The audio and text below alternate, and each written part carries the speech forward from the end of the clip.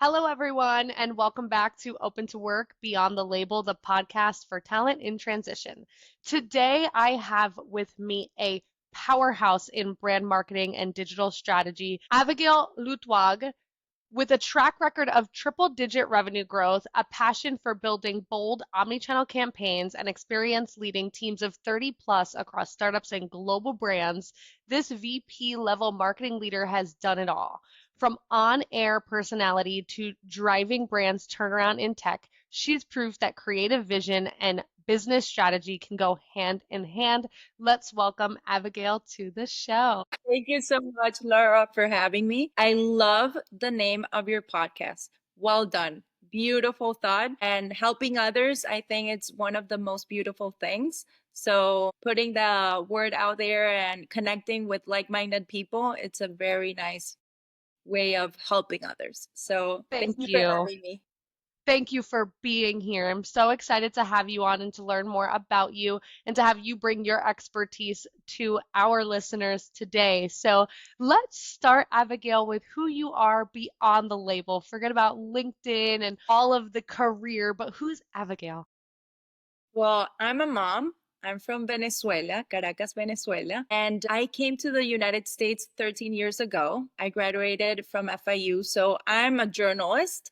I'm a mom, I'm a sister, I'm a daughter, I'm a lot of things wife. So the most important thing is I'm a very creative mindset and I have that data and creative that makes like the unique kind of personality and in the professional and personal. Like I feel that people that know me, they say there's something there. It's the Latina, I'm Jewish, so I'm a Jutina. I'm a lot of things. I wore a lot of hats in my past, and I think it's everything fueled by the heart, with intention, with a lot of passion. That's Abigail.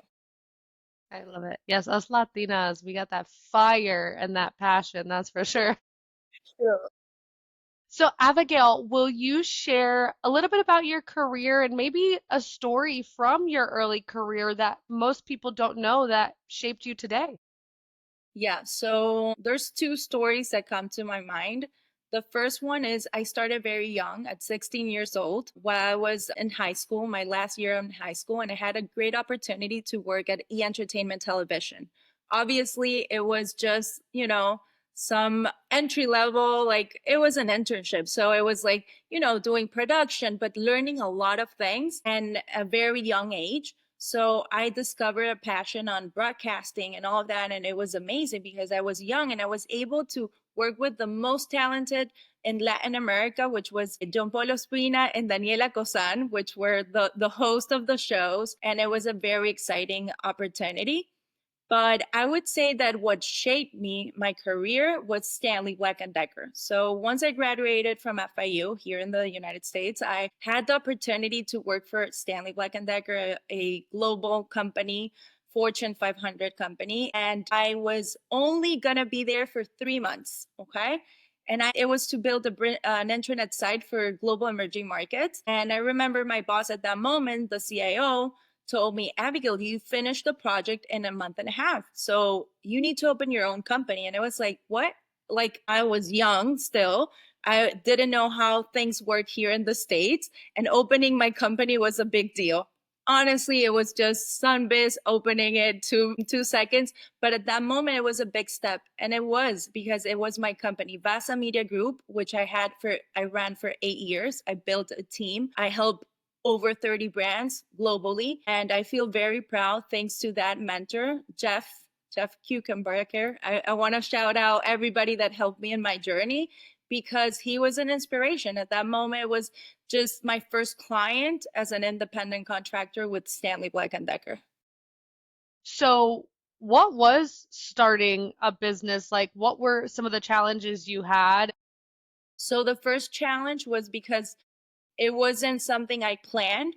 I had to build it, through motions. And I didn't have a team. At the beginning, it was only my boss at Stanley that he told me, hey, I need a website. I need this. I need marketing material. I need strategy, communication. So I was doing a lot of things for them by myself. Then I found like, hey, I have a company. I need to build this. Like there's much more potential on just one client. So let's do this. And I started finding talent. So I think talent development and finding the right team, it is something very important. And I was able to achieve that.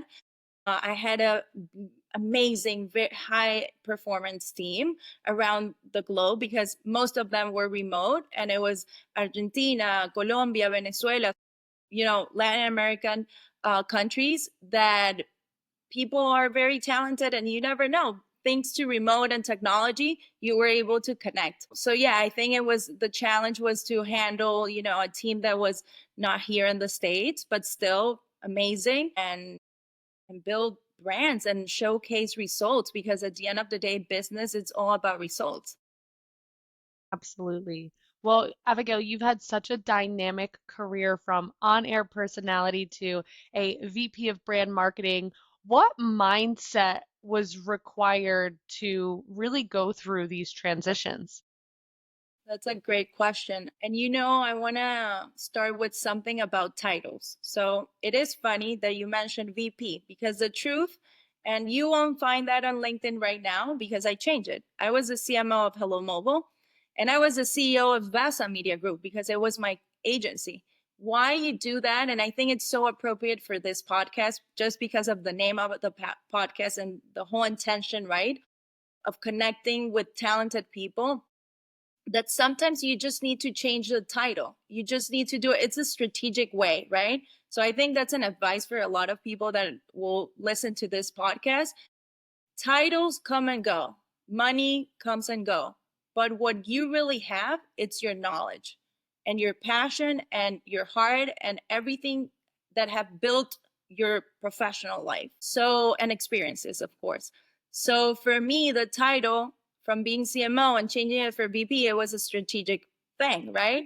And then coming back to your question of, because I deviate, what's the most important of the mindset, it's having that hunger. I think it's like, if you really want something, you have to put the time, the effort, your heart for anything. If it's personal, if it's professional, if it's your kids, anything you really want, you need to make an effort. And change, it's hard, but it's the only thing that brings transformation, even for businesses. I've seen it. Big companies, global companies, they don't want to change stuff because it's difficult, it's uncomfortable, and people don't like to feel uncomfortable. The transformation comes with change. So being always evolving, changing your mindset, understanding that there's ups and downs. One day you have a job, one day you're a CMO, one day you're not, and that's fine.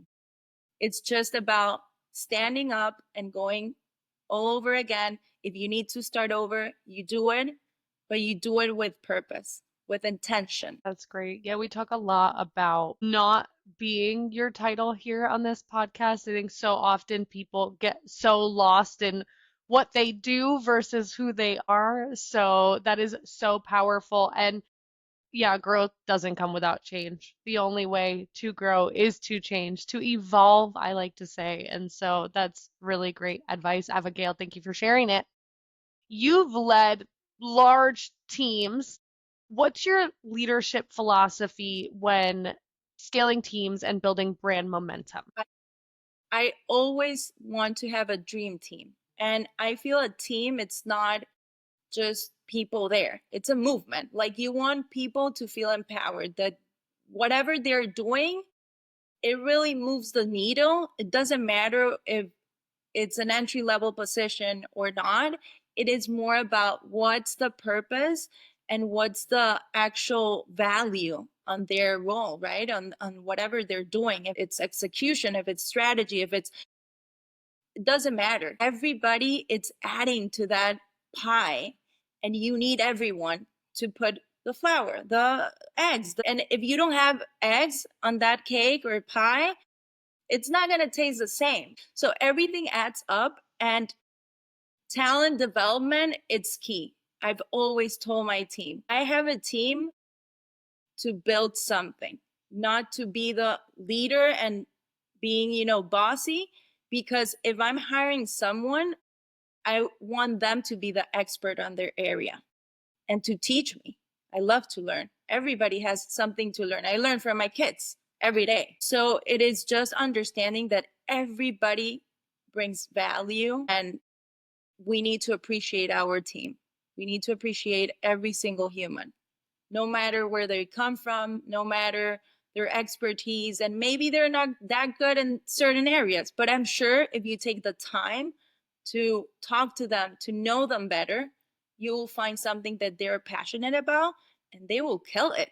They will make it amazing. So it's that understanding where that person should belong or do something for your company.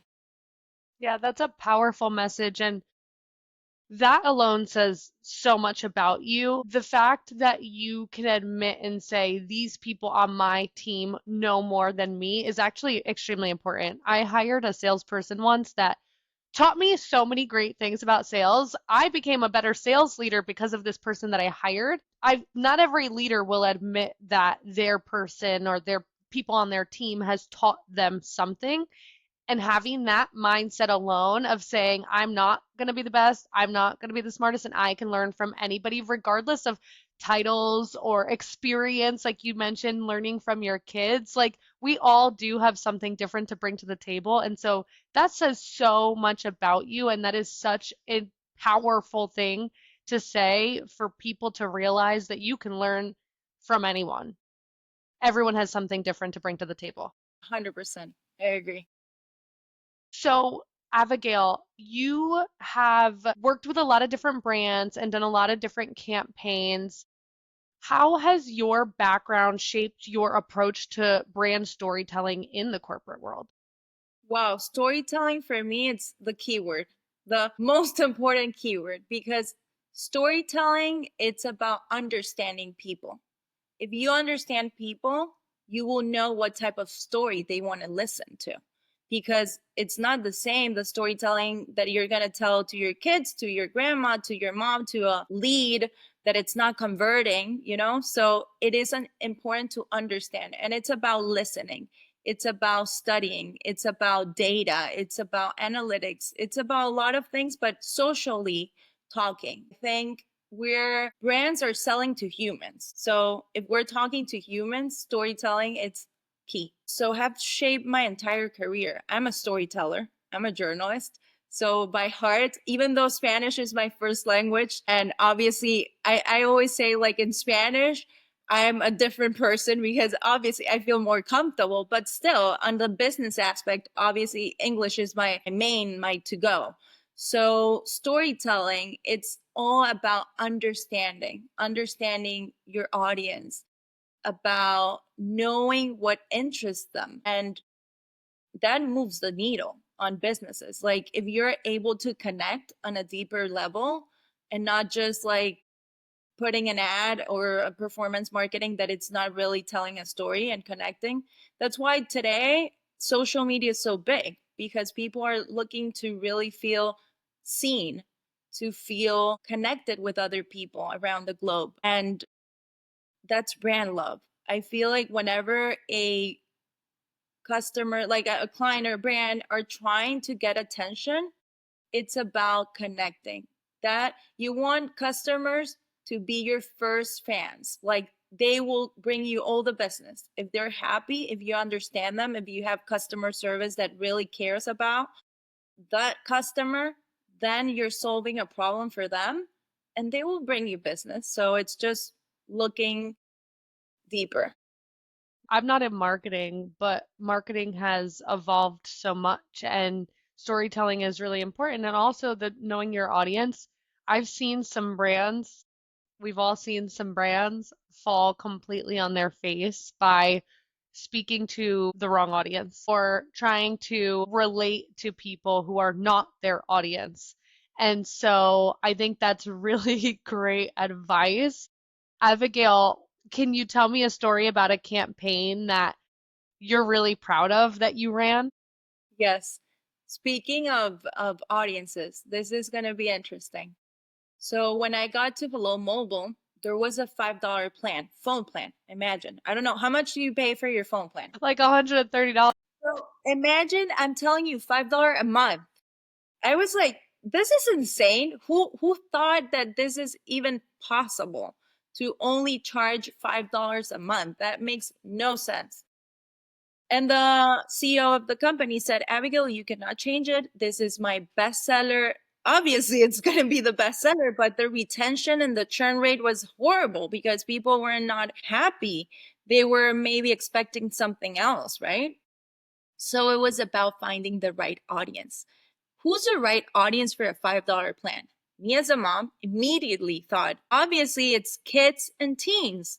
Like, as a mom, I don't want to spend $100 on a phone plan for my kid that doesn't really need internet or much stuff. They just need to be able to answer the phone whenever I'm calling, knowing where they are, and they're always on Wi-Fi. So who cares? Like, you know what I mean? So it was just understanding what it's solving, what's my target audience, what do they want to listen. So we changed the game on that area on, okay, this is the plan just for kids and teens. So building landing pages, building ads, and everything surrounded on that, setting the expectations instead of just selling something that it's not really real for people that might be expecting something different. And then the numbers we needed to raise, like $5 plan, it's not going to give us what we need. So I built a multi-month in an industry that wasn't something normal because it's prepaid. Prepaid phone plans are every month you pay and as you go. So for me, that was a big challenge because I was changing pretty much the business model of the company. And I said, this is the only way we can retain. So we did 3, 6, and 12 months. So you prepaid for that, your plans, multi-month plans, and immediately retention numbers and in every aspect, revenue was up. So that's how I built, and that's how I got also to that C-level position in that company, because results speaks louder than anything else. On business, you don't need to sell yourself. You need to show it. Show me the Yeah, money. And the money was there. So that's one of the campaigns I'm very proud of. There's more that's incredible. creative stuff that I have on my past of activations and stuff like that. But I would say on the revenue aspect, that definitely changed the game. Yeah, that's what most companies care about anyway. Show me the money, right? How are you going to make me money? And if you can't tell a company, tell your boss, tell anyone how you're going to make them money, then it doesn't matter, right? Especially marketing and Yeah, sales. 100%. So, Abigail, you had mentioned that I think the president of that organization had apprehension about change. How have you been able to help people to accept change in marketing? It's critical that you're evolving and constantly looking at new trends and ways to tell your story differently.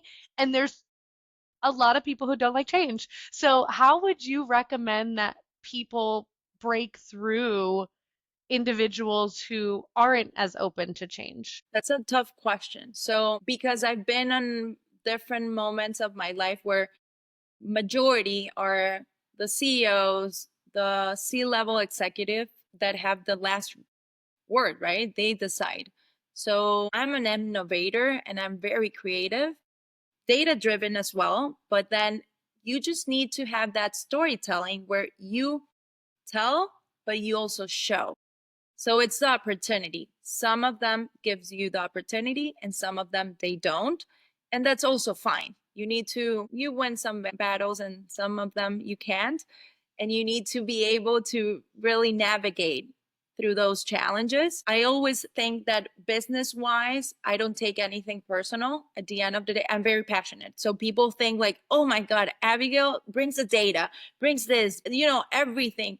I love presentations. I'm the presentation girl, very visual. And it's not one proposal, it's like 10. No, not 10, 3. Actually, that's the key number, by the way, as a tip here. Every time you're going to present something, try to find 2 or 3 options. It's the way for sales and marketing. So people think if we tell her no, she's going to get upset. And no, I'm passionate and I'm going to defend my point and I'm going to show you the data and I'm going to try to convince you. But at the end of the day, I understand, like, if that's not the way you want to handle the business, it's your choice. So it's also being mature enough to understand that and just navigate and let it go.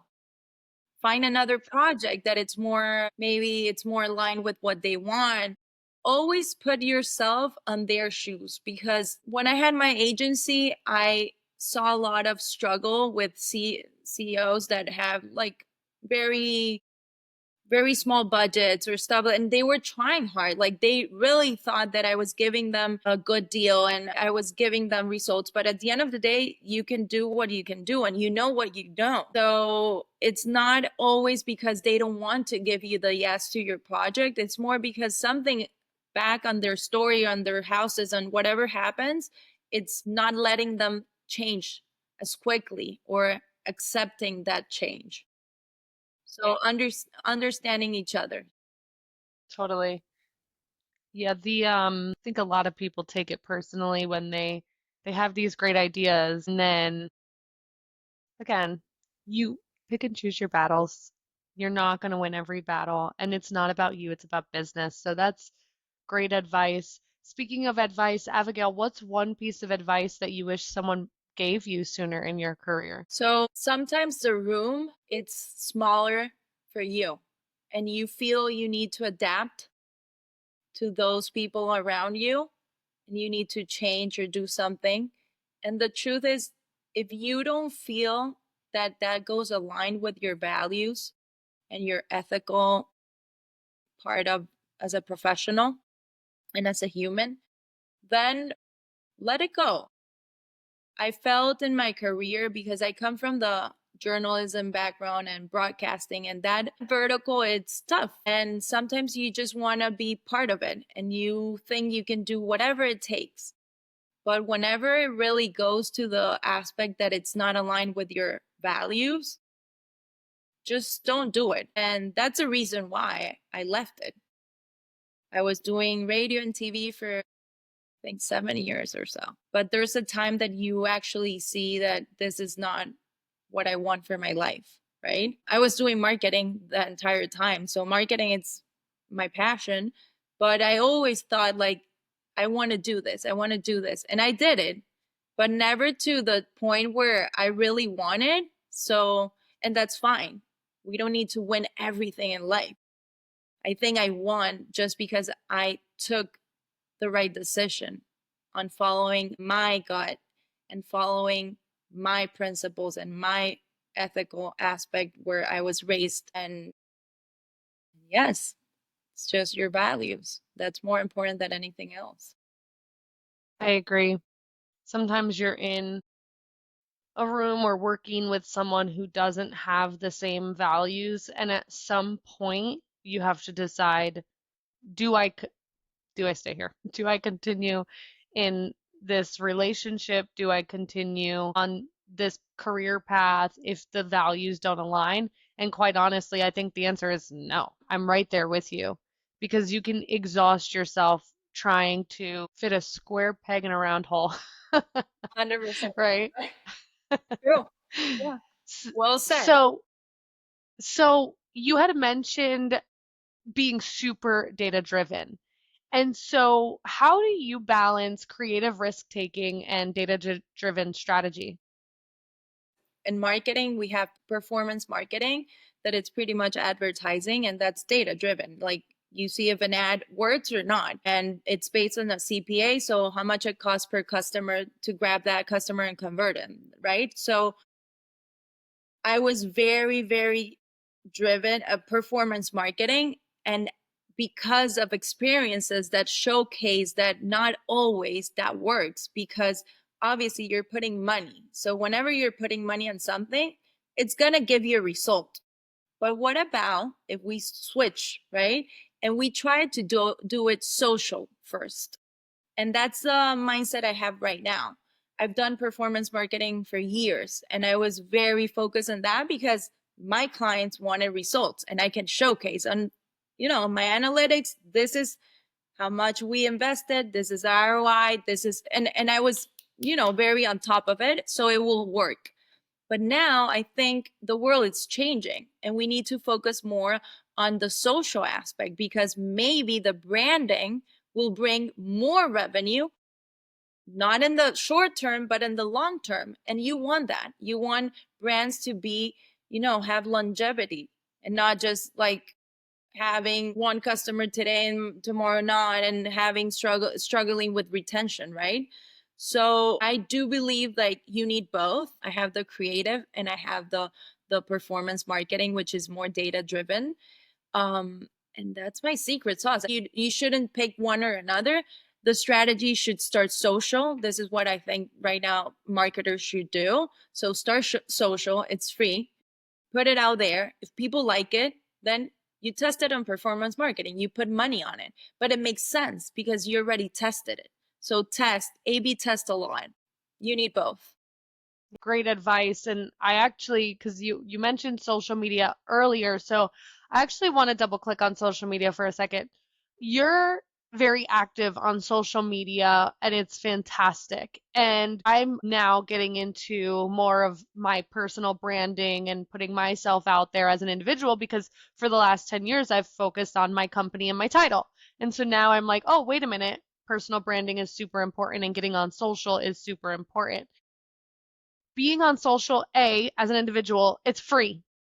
You have the ability to market yourself for free. Fantastic.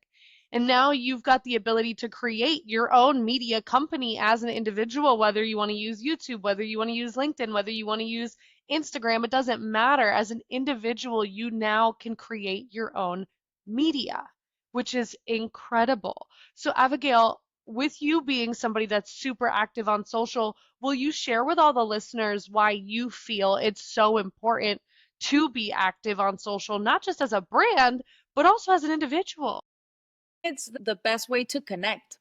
At the end of the day, everybody has their life and you need to be out there. People need to remember that Abigail is doing something great and she's sharing it. And when you share, you care. And when you care, people take care of you and they also share their stuff.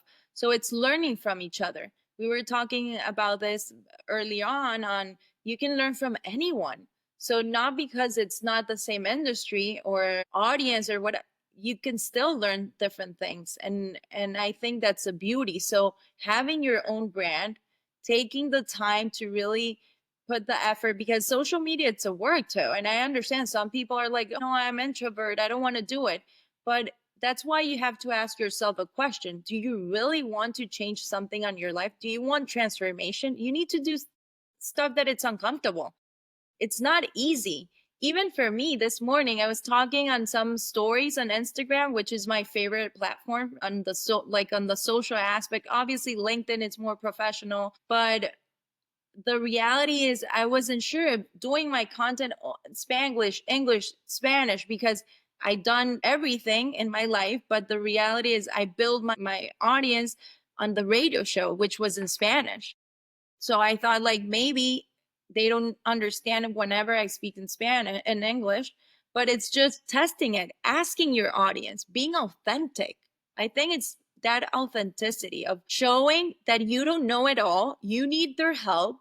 Please help me. And people are been texting me all Spanish, English, no, but it's Spanglish. And this is the beauty. You're connecting. Even with that little Paul, you're connecting. People took the time to press a button. Yeah, and it means that they're interested in seeing your content. And if you have an audience that will engage with you, that's also so incredible.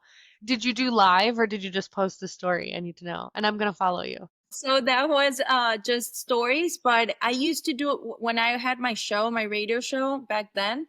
I had live every show. I put an Instagram live, and you will see comments, and it's that it's being able to connect on a different level than just maybe a post or maybe a phone call or maybe once in a year when it's your birthday. Like, no, you need to be constantly on social media, have that momentum Yeah. and build Yeah. it. I personally always hated speaking to the phone and like posting it. It's uncomfortable for me. But I did do it last week sometime, I think Thursday or Friday. And honestly, I got so many likes on it. I'm telling you, you need to risk it. Like, people think it's easy for me because I've been doing it all these years, but it's not. Sometimes I see, oh, I messed up. I said this wrong. Who cares? You're doing it. Perfection do not exist. Doesn't exist. Yeah, So totally.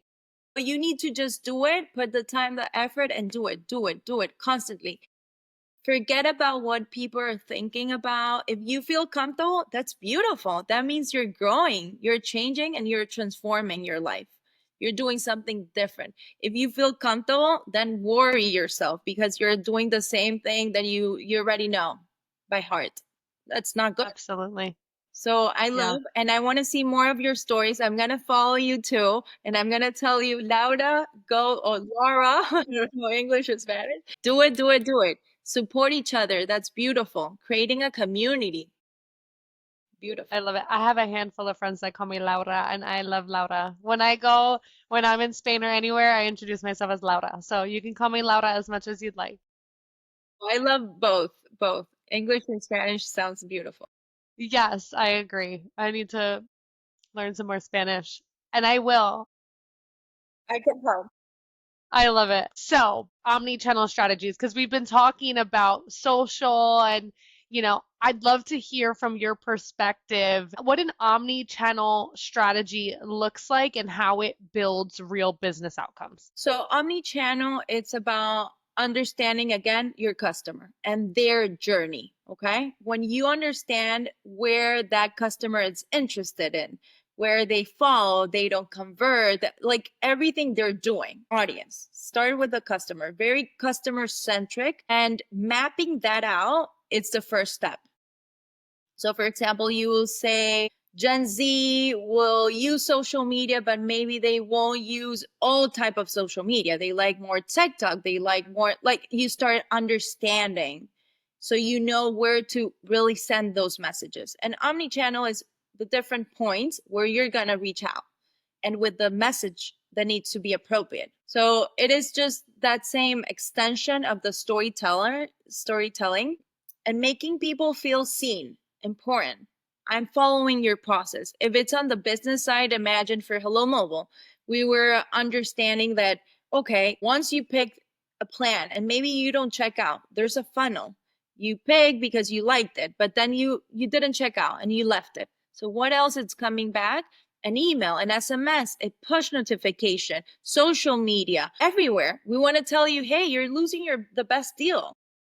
How come you're not going to buy a $5 plan or maybe the $25 plan? We have different plans, right? Or the multi-month plan. So it's understanding the value of your product or service and knowing what's solving for that person. That way you build the storytelling and then you build the omni-channel of understanding in which touch point you should be sending those communications. Yeah. It's a must. Nowadays for there's everybody's doing it. So if you're not doing it, you're losing. Someone else is gonna target them and you're gonna lose a customer. Yeah. Again, I'm not in marketing, but it's so funny because I've been doing a lot of shopping. I'm getting married next week. So I've Yes, been like buying dresses congrats. and doing other things. But I'm noticing now, like you're speaking all the little marketing things, right? It's like as soon as you get on the website, they're like, give me your email. And then you go and you're shopping and you don't check out, and then they send you the email. That's an omni channel. I didn't even think about that, right? You don't think about these things as a consumer, they're just happening. The other thing that I'm noticing that has been, I don't know how I feel about it. It's gotten me a few times. So you check out of the cart and then they offer you something at a discounted price. And so then I'm like, Upsell. do I need this thing? Yeah, the upsell after I had already checked out. And they're like, oh, but we'll give you this. And then the other thing is when you go to unsubscribe to a service and then they're like, hey, we'll give you, 50% off for 3 months if you stay. All of those things you don't realize or recognize as a consumer, but that's all marketing Marketing, genius. 100% marketing. That's a strategy. Yeah, and it's understanding that we care about that customer. You value the customer. So you need to give them more and more just to retain. Yeah, it's just finding the right channels, understanding their emotions and frictions as well. Like you want to know what's not working, so you need to be very detailed on your data and even the tracking. So there's a lot of things on marketing about tracking parameters, and you need to know the customer journey to build that omni channel, because if you start just sending communications then you become spammy. You don't want to do that. You really want to build a relationship of trust of I'm here to help you with my service. I actually have an equation I use for my life in general, for business, for my life, and even for storytelling, which is there's always problems, right? Millions of problems in different areas, personal, business. Okay, so there's a problem, then the solution, it's your product or service, and you need to frame it that way. Like, let me solve this problem. And the result is how you feel after using that, using your product or service. That's the storytelling like equation. I call it that way. Maybe it's not an equation, but it works like that step by step that will help even on your personal life. Something it's not working out with your husband, then you tell, okay, this is a problem, let's find solutions, then result, we're happy after doing this and that. So it is like, just I'm a problem solver. No matter what, I always try to look for a solution, because why you're gonna get stuck on the problem makes no sense. Yeah. Yeah, there's so many things I can say. You're incredible, and all of these nuggets of information are so valuable. There's so many times where you're having a problem and you're in an argument. It could be at work, it could be at home, it could be anywhere. And you're so focused on the why we got here and not focused enough on the solution, right? Yeah. At some point, you have to say, you know what? Who cares how we got here? Who cares whose fault it is? How do we move forward? And so 100%. that's so important Yes. for And life. you know why that happens, right? Ego. Everybody has a big ego, including myself, everyone in the world. So you always want to be the one that has the last It's word, right. or it's right. Forget about that. Who cares? Let's just solve Yeah. this problem. Yeah, that's so funny. I mentioned this guy on another episode, Jefferson Fisher. He talks about that. Like, you never want to win an argument because when you win an argument, you've created animosity or something in another person against you. So instead of trying to win an argument, let's just again, how do we progress? How do we move forward? All of those things versus trying to win an argument because who cares? I like that. Yeah, he's great. You should follow him if you don't. Okay, so we're nearing the end of our time. For listeners who are navigating a career pivot and open to work, and I know you're open to work, but you've got a lot of different opportunities on the table. So, what advice would you give to others about staying confident and keeping themselves marketable in this very dynamic economy? The first thing, it's getting your mind clear on your value, on what you bring to the table. Once you understand that, based on your experience, on what you like, on what you don't like, you're able to really offer and have a good offer. So people will value that and will say, hey, yes, I need Abigail on my team. She's going to solve XYZ problems. Because let's be real, no one is going to hire someone if everything is perfect on the company, right? You want to bring people to help you solve problems, to navigate through different circumstances, and even to grow and to be innovative, right? So I do think that your energy and your mindset are very important, more than your resume and all that stuff, because if you know what you want, you can attract that. But you need to literally know exactly, and have a time to go inside and very deep inside and understand what do you want to be that next step. So we all humans want everything for yesterday, myself as well. We're on the area of scrolling and everything, it's fast. Sometimes you just need to pause to know your value, to know what you want, and just have faith. It all starts with us. Everything that we want in this world starts with us. And more people need to realize that there's so many people out there blaming the universe, blaming God, blaming everybody else. At the end of the day, it's up to you to be successful, to be happy, to be healthy, to be all the things that you want to be. So really take that time to look within and to reflect and figure out how do I get there for myself, everything else and everyone else aside. So, Abigail, where do you see yourself making the biggest impact next? I cannot reveal that yet. I have it in mind. I know exactly what I want in my heart. I have it. Maybe we do a second episode, just a little one, and I tell you the big news. But the truth is, without saying where I want to be, because I do have it and like very, very, very clear, I want to keep helping brands. I want to feel proud from of the company I represent. I want to be able to be remembered by someone that helped others, that lift others. And yes, that's pretty much like having an impact, being creative, but being data driven, having results like growth, like all that together. It's my goal. I had a mentor who taught me focus on growth. Like that's it. If you're growing, you're winning. And so just focus on growth. And I think that's so incredible and helpful. Everything that you've said today has been very impactful. Abigail, if there's one thing that you want to leave with our audience, what would that be? I want people to really believe in themselves, knowing that whatever their heart desires, they can make it possible. They can make it happen. Any dream, anything that you want, if you put the time, the effort, you will make it happen. Always go with your heart, with a lot of passion, the right mindset, overwhelming sense of purpose, and anything will come to you. Anything that you really want. Another thing that my dad always tells me, sometimes we want something so bad, but maybe it's not the right timing. Maybe it's not even right for you. It's not good. So whenever you're going to ask for something, say, if it's good for me, please bring it. If it's not, even if you want it so bad.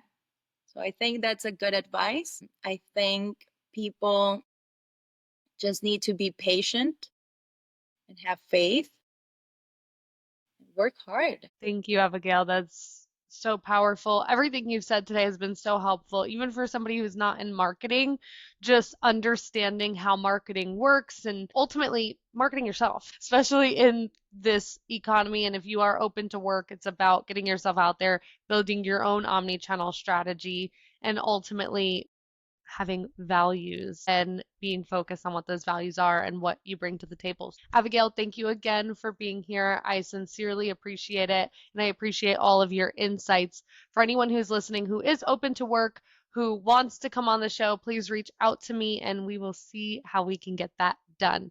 Until next time, thank you everyone, and thank you again, Abigail. Thank you. It was an amazing conversation, and thank you so much for your time. Thank you.